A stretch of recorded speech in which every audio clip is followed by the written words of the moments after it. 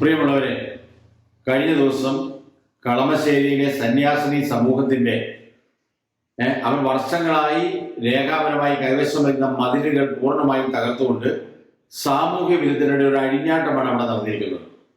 അവര് നികുതി അടച്ച് കൈവശം വെച്ച് മുഴുവൻ രേഖകളടക്കം മുന്നോട്ട് വർഷങ്ങളായി കൈവശം വെക്കുമ്പോൾ ഇത് സംബന്ധിച്ച കേസുകൾ കോടതിയിൽ ഇപ്പോൾ നിലവിലുണ്ടെന്നാണ് അറിയാൻ പോലീസ് കേസ്.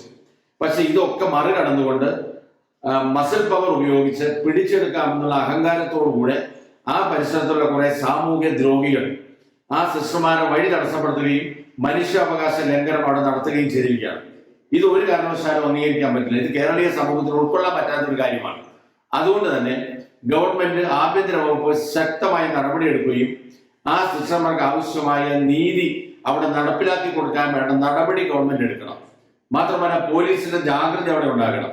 ഇത്രയും വലിയ ക്രൂരമായ ഒരു സമീപനം അവിടെ ഉണ്ടായിട്ട് അവർ വർഷങ്ങളായി ബൈബിളിലെ വചനങ്ങൾ എഴുതി പ്രാർത്ഥിക്കുന്ന ഒരു ആശ്രമം, ഒരു സന്യാസിനി സമൂഹം, അവരുടെ മതിലുകൾ തകർത്ത് ഇത്രയും വലിയ പ്രശ്നങ്ങൾ ഉണ്ടാക്കിയിട്ട് പോലും പോലീസിന്റെ ഭാഗത്തു നിന്ന് ഒരു നടപടി ഉണ്ടായിട്ടില്ല. പോലീസ് അവിടെ മാറി നിൽക്കുന്ന ഒരു അവസ്ഥയുണ്ട്. ഇത് ആരുടെ സ്വാധീനമാണെന്ന് ഗവൺമെന്റ് വ്യക്തമാക്കണം.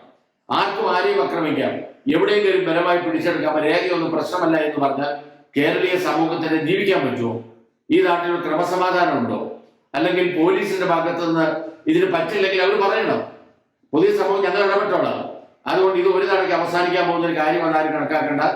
ഈ പൊളിച്ച മതിലുകൾ അവർക്ക് തിരിച്ച് കെട്ടിക്കൊടുക്കാനും ഈ സ്ഥലം തിരിച്ച് അവകാശപ്പെട്ട, ഞാൻ ഇപ്പോൾ പറയുന്നു, ഈ സിസ്റ്റർമാർക്ക് അവകാശപ്പെട്ട രേഖാപരമായ ഭൂമി അവർക്ക് കിട്ടണം.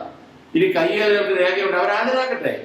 അതല്ലാതെ ബലം പ്രയോഗിച്ച് സിസ്റ്റർമാരെ അങ്ങ് പേടിപ്പിച്ച് ആക്രമിച്ച് കളയാമെന്ന് ആരും ധരിക്കേണ്ട. അത് കേരള സമൂഹത്തിൽ നടക്കാൻ പോകുന്നില്ല.